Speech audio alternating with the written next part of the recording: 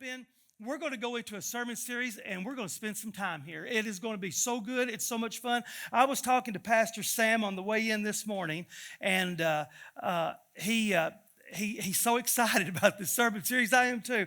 But it's just simply entitled 23. And so we're going to look at it. But over the next few weeks, we're going to dive in a little bit. And I just want to say it this way: welcome to the herd, guys. Just welcome to the herd. So we're going to look at the relationship between a shepherd and his sheep, and the relationship between the two, and the role that each one will play in that relationship.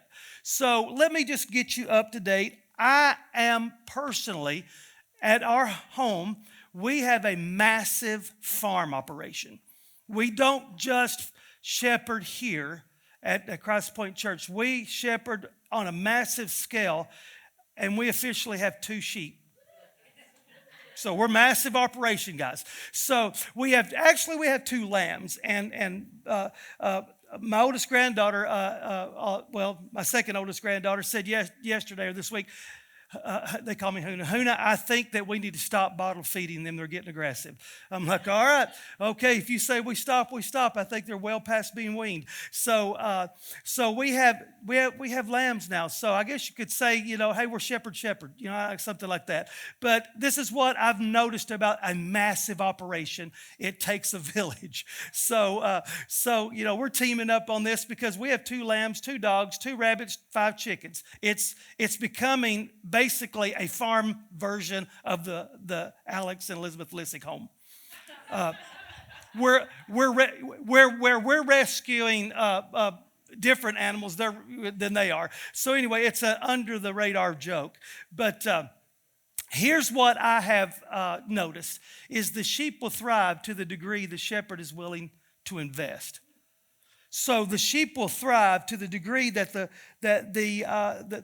shepherd is willing to invest. In our lives, we have a shepherd. His name is Jesus. And we don't have to worry about the investment that he's putting into us. So we will thrive to the investment that he has made. And that investment is exponential. So Jesus calls him, let me set this up and we'll rock on. Jesus calls himself the Good Shepherd. We will be visiting this in the future days. Shepherds were some of the very few people to be personally invited to the birth of Jesus. Now we're going to look at the life of a shepherd. We're going to look at their dynamic, but they were personally invited. The Pharisees, they didn't get a personal invitation. Even John the Baptist's parents didn't get a personal invitation. They got a personal involvement, but they didn't get that invitation. These guys got a personal invitation to witness and be there at the birth of Christ. Do you know that sheep are mentioned over 500 times in the Bible? That's a lot. The shepherd is the first profession that's recorded in the Bible. Being a shepherd is the first work, the first profession in Genesis chapter 4, verse 2. And Psalms 23 is one of the most popular verses in the Bible, and that's where we're going to be. So it's a song that is written about a shepherd and his relationship with his sheep. So let's just read it. Let's just read it. So Psalms 23, we're going to read all of it. The Lord is my shepherd, I shall not want. He makes me to lie down in green pastures. He leads me beside still waters. He restores my soul. He leads me in the path of righteousness for his name's sake. Even though I walk through the valley of the shadow of death, I will fear no evil, for you are with me. Your rod and your staff, they comfort me. You prepare a table before me in the presence of my enemies. You anoint my head with oil, and my cup runs over. Or overflows, and surely goodness and mercy shall follow me all the days of my life, and I shall dwell in the house of the Lord forever. There is so much good. So this is going to be so fun. There's so much good stuff here, and we're going to look at it over these next few weeks. This is a song that was written about 3,000-ish years ago. It was written by a king, but it was also written by a shepherd. This shepherd king, his name is David.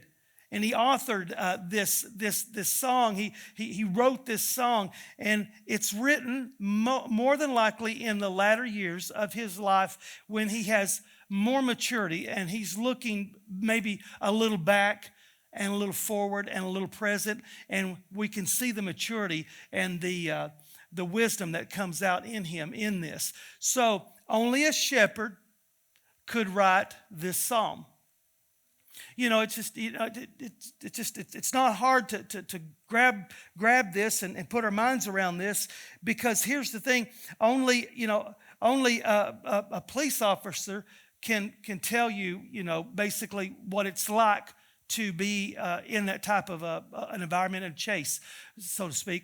Only certain people, only a doctor can tell you what it's like to be able to see and diagnose if there's an illness. Whereas one of us couldn't, but only a shepherd can write this song, the psalm. And it's clear that David, as king, in his final years, David finds the office of shepherd to be more valuable than the office of king. I want to put it on the screen for you so you can see it. The office of shepherd to be more valuable, or to be of greater value than the office of king. This is a man that was a king. This is a man that was a shepherd. So this is a man that is a king speaking about God being his shepherd.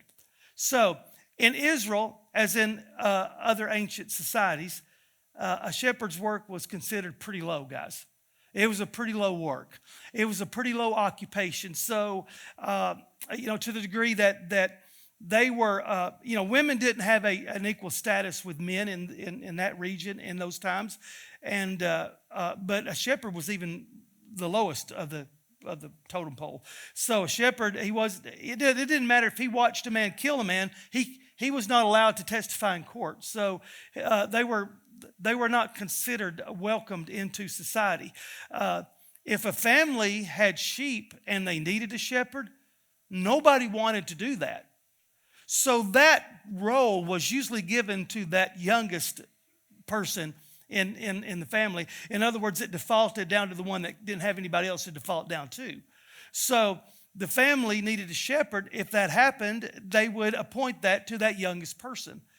David was that youngest of eight sons. David was that youngest guy. David was the one that was probably more content. We're going to read into this in these coming weeks. Probably way more content to be out away from family and to be with sheep than to be with family. So, and we'll look a little bit deeper into it. But he was given what most considered an unpleasant task. So David, nobody's going to pick this guy to be king. I don't know if you guys can grab a hold of this like I can't grab a hold of it, but nobody's picking David. It is not culturally accepted. It's not in any way and shape or form ever going to happen. He's the eighth son. It's not going to happen. He might inherit maybe a shoe. He's not getting anything, guys. He's one step above hired help. And so David is not going to be even invited to the party of the anointing of a king. So one of your sons, Jesse's going to be king. Well, I need you to bring them in. David wasn't even there, guys. So this is a kid that nobody put any faith in whatsoever. And this is the one that is writing this psalm later on. David clarifies in Psalm 23. He says it this way: God has chosen to be our shepherd. Now let's kind of dive into that just for a second. God has chosen. He says that God is my shepherd. God has chosen to be our shepherd. The great God of the universe, I'm going to give a quote. The great God of the universe has stooped down to take just such care of you and me. Now, you know what? I'm just going to tell you, God's got a big ship to run. He's got a big business to operate. He's got every life that he's in control of. He's speaking intimately to people who will listen to him, and he takes time to shepherd you and me. I mean, we've got to really grab a hold of this. But Psalm 23 makes it very clear. Not only does David consider the office of shepherd to be greater than the office of a king, but God does too. God values the office of a shepherd to be more value than the office of king. So here's the thing. Kings rule. Good kings rule in a good way. Bad kings rule in a bad way. So kings rule. They're good at ruling. That's what they do. But if you notice, ruling from a distant place or from a throne, it removes the personal involvement. It removes that personal relationship and interaction. So kings rule, but they don't have to have an interaction with the people. They may say, I'm going to rule that we increase taxes by this much or whatever. They don't see how it affects people. I'm going to rule that shepherds are the lowest of the accepted classes. They don't see how it affects them because they're ruling from a place that is separated. So they don't have that personal relationship. But on the other hand, shepherds love and they care.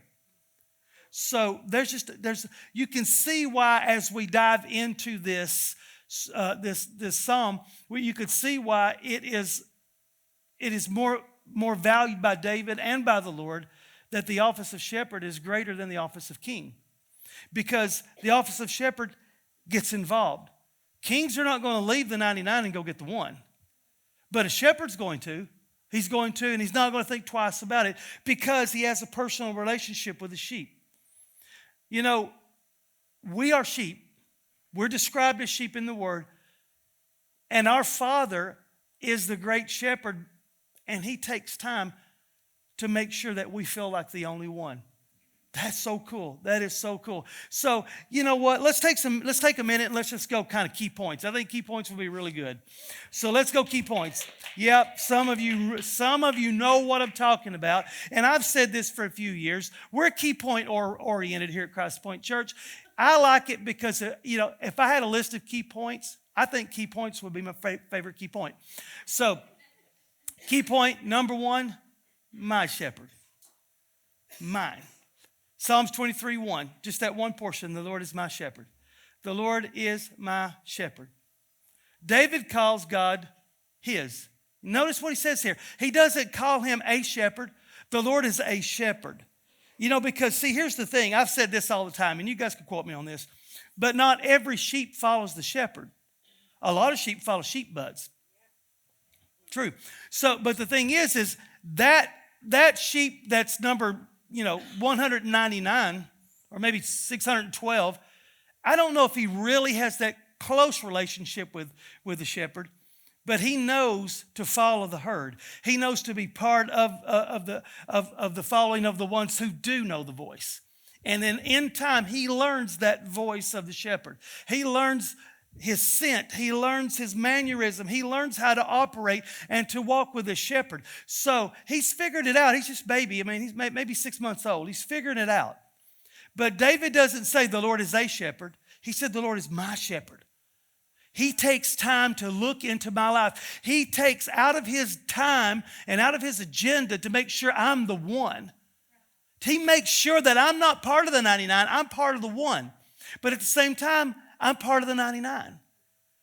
He says he is my shepherd. He didn't call him his king. Notice he didn't say that either. He didn't say the Lord is my king. He could have said that because that would have been very, very accepted because kings wear crowns. Shepherds don't wear crowns. I mean, just think about it. I mean, I'm going to show you what this looks like. What if a shepherd walked into, let's just say, the synagogue wearing a crown? Back in those days, there's no telling what they do to this guy. It's like wearing an outfit that doesn't represent you. I walked into, Tina and I, we ride motorcycle. That's our enjoyment. That's our disconnect. And we've ridden, over 100,000 miles on a motorcycle, and so we've got the gear. But we don't wear the gear anymore because my wife's so foul-weathered or so fair-weathered, she ain't getting on it if it's not 85 degrees. So it's like, okay, we don't need that anymore. But I walked into a restaurant years ago. There's a dude I knew him. I've known him for years. He's completely decked. Leather chaps, leather jacket. I mean, he's got the do-rag on. I mean, he's completely decked out in motorcycle attire. So I walk in, it was a little restaurant. We walk in, it's on like a Saturday night.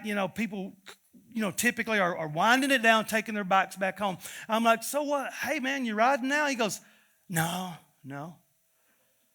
And I'm thinking, well, he dropped his bike off and he's going home. I said, so you do you have a bike? No, I don't have one. I don't own one. I said, why are you dressed like that? He said, I just like the way it looks. Kings wear crowns. I just wanted to say, motorcycle riders wear that stuff. You look dumb if you're not riding a motorcycle. I'm sorry, you just look dumb. But unless you're going to a costume party, that'd be different. But if you're going to a costume party or something that's different, but you look dumb. And that would be the same. Kings wear crowns. Shepherds don't wear crowns. It's not fit for them. So he could have said, the Lord is my king. He could have said, the Lord is my deliverer. See, here's the thing. If God had not delivered him from the hand of the giant Goliath, the Philistine, we wouldn't have this story. So he knows what it's like for the Lord to be his deliverer. He could have said, hey, you know what? The Lord is my strength. He didn't say that because it took strength beyond his humanity to endure and keep going when he was anointed king, but nobody else sees it. And nobody else, except for a few mightiest of men. So, he could have said, the Lord is my victory. People would shout, David has killed his tens of thousands and Saul his thousands. You know what? He knew what accolades were.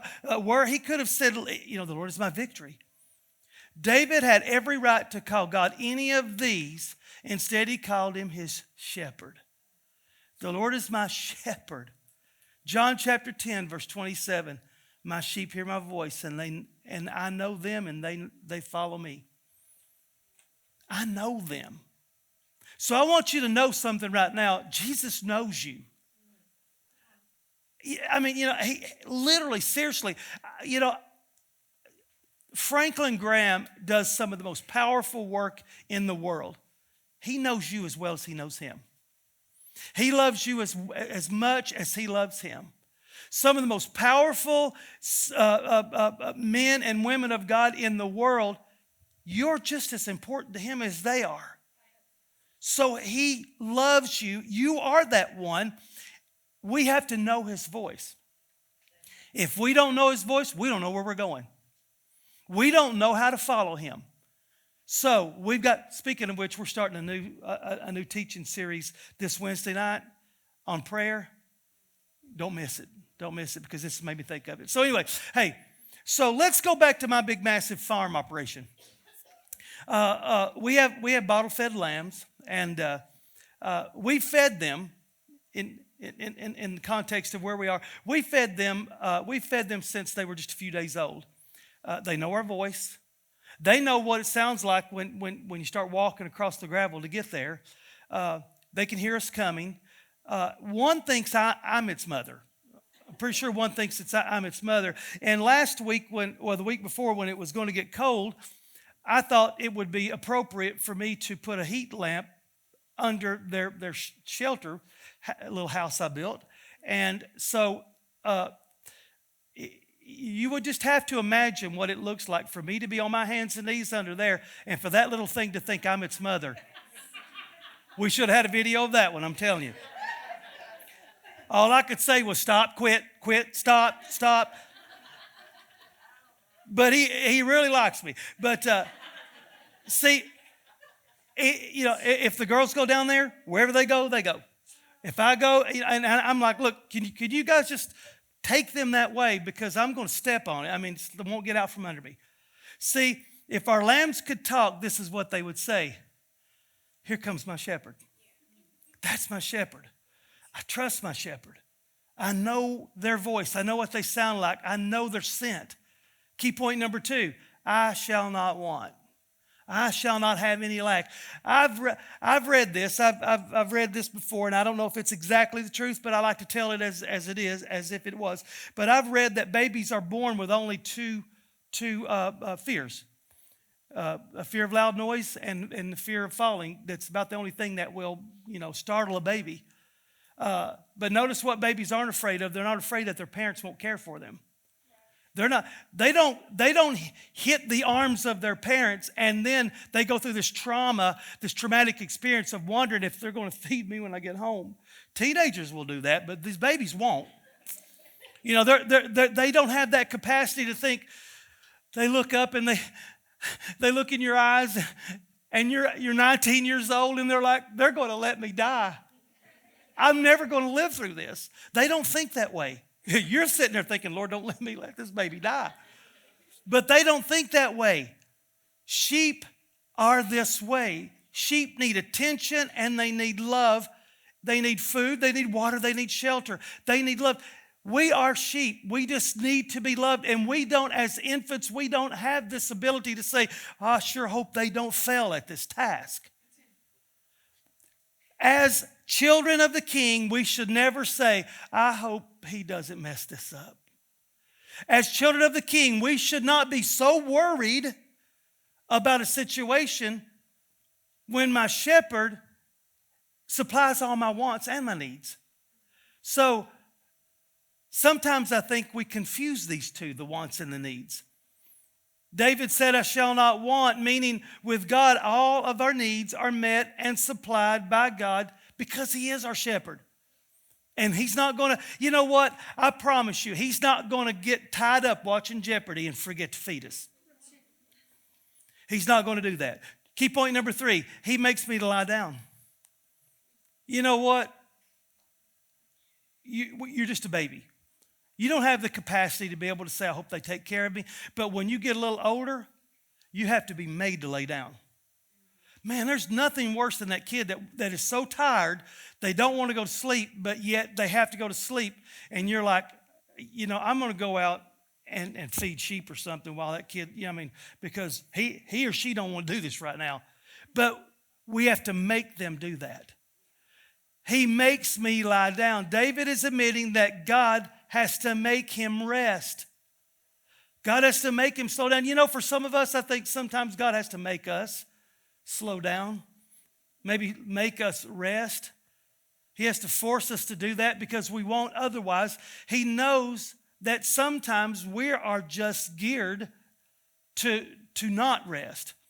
Philip Keller wrote a book, and it's entitled A Shepherd's Look at Psalms 23. And this is what he says: the sheep do not lie down easily, and they will not unless a few conditions are met. Number one is because they're timid, they won't lie down if they're in fear. If they're afraid, they won't lie down. See, I think that's a lot of times the problem with the toddler. The toddler don't want to lie down because he's afraid he's going to miss something. So sometimes we won't rest because we're afraid we're going to miss something. So sheep are timid. If they're in fear in any way, or if they're afraid in any way, they won't lie down. So because they are social animals, they won't lie down if there's friction among the sheep. Number 3, if flies or parasites trouble them, they won't lie down. Number 4 is if the sheep are anxious about food or famine or hungry, they won't lie down. If they have this great need, they won't lie down. So rest comes because the shepherd has dealt with fear, friction, flies, and famine. So this is this is how we know that he makes us. In other words, he makes them slow down. He makes them be at peace. He makes their world and their environment a place where they are safe and secure. Once again, they're not concerned about animals or predators. And sheep are some of the most vulnerable creatures on the face of the earth. Key point number 4, green pastures. Green pastures. It's vital for sheep to have fresh pasture. This imagery from the heart of David shows the importance of clean, fresh places to graze. And, some of these are going to overlap a little bit as we move forward in these weeks. But sheep are very, very vulnerable. This is the one thing that they're most vulnerable to, and that is parasites. Because the number one cause of death in sheep are parasites. And here's the reason why. Sheep, if they're in this field and they're grazing, they have this machine inside of them where food goes in and poop comes out. It just happens that way. And somehow or another, through all that, they're making meat and milk and everything. But the waste comes out, and if they get below 4 inches on their grass, they get to grazing a little bit too close to where their waist is, and the parasites get in them, and it's the most dangerous thing to a sheep. It will kill them in a quick minute. Their pastures have to be rotated. So the shepherd knows how to get his sheep to a better pasture. David knew this because he was a shepherd. Kings won't know this, but shepherds will know this. When God is our shepherd, we must remember this. And I hope we can get it on the board because I don't want you to forget it. We cannot keep creating the turmoil that he is trying to give us rest from. What he's wanting to give us rest from, quit creating that turmoil. Because if I have this big, massive 2-sheep operation and I've got one pasture and I'm going to let it rest and move them to the next pasture, if I open this gate and they don't go through, then I'm going to have to make them go through. Because if I don't make them, they will die. So I've got to make them go through so you don't have these parasites that kill you. See, our rest or our contentment will only come from completely trusting in him. If he is moving us, it's because he knows what's best for us. Sometimes we fight that move with everything we have. Sometimes we're so adamantly against the move that we just want to fight it. But sometimes God's like, listen, I'm the one moving you. And I'm going to make you move because you're not going to unless I make it hard. So, see, it may just end up being the difference between life and death. And that's sometimes hard for us to grasp. But God's moving us because he knows best. Key point number 5, he leads me beside still waters. Notice the words, he leads me. Do you realize that he leads me involves you and I to follow? He leads me, so it requires a following that is attached to leading. He leads me, and I must be willing to follow. Shepherds lead their sheep. Had somebody that was telling me once they did a missions trip or visitation to the Holy Lands, and they said, oh, wow, check it out. It's a real Middle Eastern Jewish man, shepherd and his sheep. And they're going, oh, no. Said, notice where he's at. Notice where he's located. He's located behind the sheep. He said, if you see a shepherd, he's going to lead his sheep. If you see a guy behind the sheep, he's a butcher. He's herding them to slaughter. So shepherds lead their sheep, butchers drive. See, this portion of the Psalms points out this picture of peace. Serenity. He leads me beside this peaceful place and serene and trust and confidence in the leader. Notice that the words, the water's described as still. That means it's not moving. And I've read, and I've never had to do this, but I don't know. But if they don't know there's water there, and if it doesn't make a noise, they can't see it. So he has to stir the waters. So I don't know if that's exactly the truth. I thought it sounded pretty good, but I'm going to tell you what Keller says. Says that still waters become stagnant waters. And that's not, sheep have to have fresh water. So he will lead them beside, or they will drink from that. They'll see these pools holding, and they got parasites in them, and they're becoming stagnant. He will lead them beside that. It's like, no, we're not stopping here. We're leading you to a place where it's better for you. Keller describes that shepherds will even take their sheep into caves and lay down boards for them to walk to get them to the freshest of waters, to get them to the best of waters. Because if not, they're going to drink the thing that's bad for them. See, shepherds know where the best water is. Sheep won't know that. We won't know what God has best for us, but we've got to be willing to follow. We're going to dive into all of these in the coming weeks, and we're going to look at this characteristic of the shepherd and what he looks like and his heart. But this is what I want you to know. We need to be able to say the Lord is my shepherd. We need to be able to take ownership in our relationship with him. You know what? He calls us his. We should never call him a man upstairs. That's not a good description of someone who has taken care of us in every way. That knows our every intimate detail intricately. He knows the hair numbered on our heads, and some of you, he's got an easy count. But was that an outside word? I thought it was an inside word. It came out there. But here's the thing: is that we need a shepherd. we will long for a shepherd. We will long for a relationship with a deity. And if we don't accept Jesus, we're going to create one. We're going to create something that we, like a game or a person or myself or my agenda or my career. We're going to create something that we will serve. And all the while, the Lord's saying, I just want to be your shepherd. And you're saying, yeah, I want you to be my shepherd. But Jesus says, but if I become your shepherd, I'm going to make you lie down. Sometimes you're not going to want to. I'm going to lead you beside things that are not good for you and past those. Sometimes you're not going to want to. You got to learn to hear my voice. You got to learn to follow sheep butts if you can't follow me right now. You've got to learn that, listen, be attentive to my voice. And I will not ever let you down. You don't ever have to look up and say, I hope he doesn't fail in this, because I won't, he says. So I want you to have this relationship with the shepherd like you see other people have that relationship. So I want to ask you to stand with me. And I want to ask you to do a simple thing with us today. And that is to say, I think I'm going to realize in my life right now that I have a great need for a shepherd.